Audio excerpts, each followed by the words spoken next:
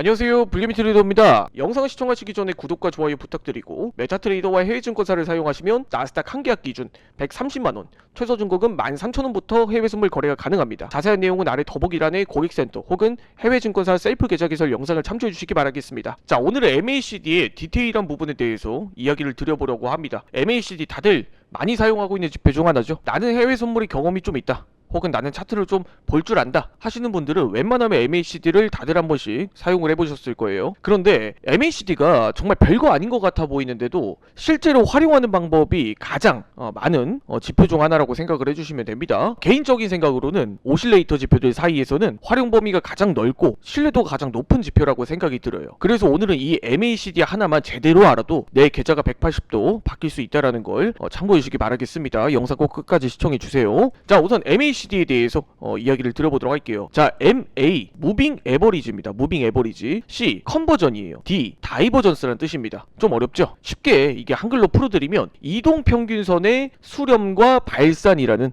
지수의 뜻입니다. 그래서 이 MACD의 이름만 들어보더라도 무빙 에버리지? 이동평균선을 기반으로 만들어진 지표네? 라고 바로 생각이 드실 거예요. 그래서 다른 오실레이터 지표들과 다르게 성격이 이제 이동평균선을 기반으로 이제 이동평균선과 비슷한 결을 가진 지표다, 이렇게 생각을 해주시면 됩니다. 그래서 타 오실레이터 지표들 대비 신뢰도가 높은 편이에요. 왜? 이동평균선을 기반으로 만들어진 보조지표다 보니까. 그래서 저는 타 오실레이터 지표들 대비해서 신뢰도가 높다라고 생각을 해요.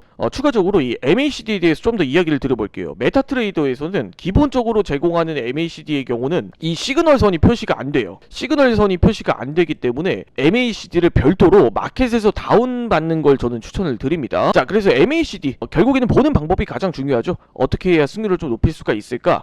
그래서 이 MACD를 보고 어떻게 활용을 해서 우리가 신뢰도를 좀 높일 수가 있을까? 이 방법에 대해서 한번 이야기를 드려보도록 하겠습니다. 네, MACD의 좀 설정 값에 대해서 먼저 이야기를 드릴게요. 자, 일반적으로 MACD에 우리가 12, 26의 값이라고 하는 게 바로 이 MACD 선을 좀 이야기를 합니다. 자, MACD 선이 이제 12와 26의 값을 설정한다라는 건 장기와 단기의 값을 우리가 얼마를 두고 설정할 것인가, 이런 개념이에요. 일반적으로 단기는 12의 값을, 장기는 26의 값을 설정을 합니다. 그런데 여기서도 항상 불개미 트레이더가 강조하는 내가 보는 분봉에 따라서 이 설정 값도 바뀔 필요가 있다라고 설명을 드렸었죠. 자, 1분봉 기준으로 단기 12의 값이면 우리가 1분봉 12 그러면은 12분 동안의 평균적인 움직임이죠. 그리고 장기 26이라고 하면 26분 동안의 평균적인 움직임을 이야기를 합니다. 자, 그래서 5분봉의 기준으로 좀 보면서 설명을 드릴게요. 저 5분봉의 단기는 12의 값, 5분봉의 12의 값이면 우리가 평균적으로 1시간 동안의 움직임이죠. 그리고 5분봉이 26의 값이면 우리가 평균적으로 한 2시간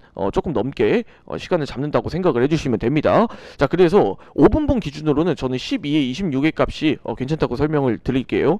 자, 그리고 시그널선 같은 경우에는 MACD에 이제 내가 설정한 값 9일 이동평균선의 값이고, 그리고 여기서 오실레이터 같은 경우는 이제 MACD 값의 시그널 값을 뺀 선이 MACD 선이라고 봐주시면 됩니다. 자, 그래서 결국에는 이 시그널 선과 MACD 선을 이용해서 이 시그널을 우리가 보는 게 가장 중요해요. 그래서 결국에는 이 MACD 선과 시그널 선의 움직임을 우리가 보는 게 가장 핵심이에요. 이 MACD 선이 일반적으로 우리가 골든 크로스가 나오면 상승, 그리고 데드 크로스가 나오면 하락, 이렇게 생각을 하는 경우가 일반적이죠. 자, 그런데 전략을 좀 수정할 필요가 있습니다. 이건 너무 기본적인 사용 방식이고 사실 좀 맞지 않는다, 전 그렇게 생각을 해요. 자, 그런데 이 기준값을 조금만 바꾸면 우리가 승률이 어마어마하게 높아질 수가 있다라는 거. 자, 이 기준값은 내가 기준으로 설정한 0의 값 아래에서 시그널이 발생하느냐 위에서 시그널이 발생하느냐, 이 두 개의 좀 차이라고 봐주시면 돼요. 자, 일반적으로 하락 추세에서는 시그널선에 골든 크로스를 보는 게 아닙니다. 절대 왜 그러냐면 하락 추세에서는 가짜 신호가 발생할 수 있기 때문이에요. 하락 구간에서는 단기 상승 시그널이 나와도 가짜 신호가 발생할 수 있기 때문에 MACD 0의 값 이하에서는 골든 크로스를 보는 게 아니라 정확하게 데드 크로스의 자리만 보는 거예요. 자, 그럼 반대로 MACD 선이 이제 0의 값 위에서 위치해 있다고 하면 데드 크로스를 보는 게 아니라 골든 크로스의 위치만을 봐야겠죠. 자, 한번 차트를 보면서 설명을 이어가도록 할게요. 자, 여기서 MACD 선이 시그널 선을 이렇게 골든 크로스가 나왔을 때 이때는 일반적으로 우리가 상승이다라고 생각하는 경우가 일반적입니다. 자, 그런데 우리가 여기서 MACD선의 가장 큰 단점이 뭐예요? 바로 후행성입니다. 후행성. 이 후행성이라는 건 이동평균선을 기반으로 한 지표들은 이제 가지고 있는 좀 특성 중 하나라고 생각을 해주시면 돼요. 자, 이 후행성이라는 게 존재하는 이상은 이 MACD 기준선 0 이하의 자리에서는 매수 포지션, 매수 신호가 발생을 했다고 하더라도 우리가 함부로 매수 포지션을 잡다가는 이 가짜 신호에 우리가 속을 수가 있기 때문에 함부로 0의 이하의 자리에서는 골든 크로스가 아닌 데드 크로스의 자리만 보는 것이다.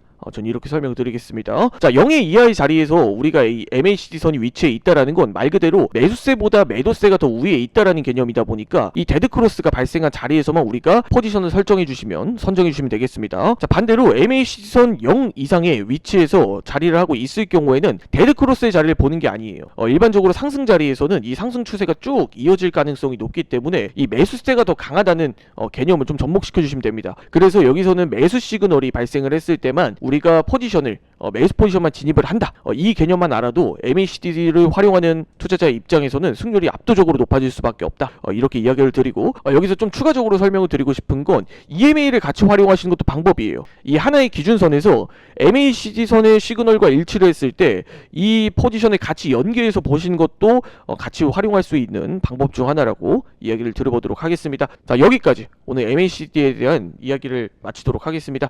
해외증권사 계좌 개설 혹은 불개미 트레이더에게 문의사항이 있으신 분들은 아래 더보기란을 통해 문의를 주시기 바라고, 해외증권사 셀프 계좌 개설 또한 아래 더보기란에 이렇게 있으니까 다들 참고해 주시기 바라겠습니다. 지금까지 불개미 트레이더였습니다. 영상 시청해 주셔서 감사드립니다.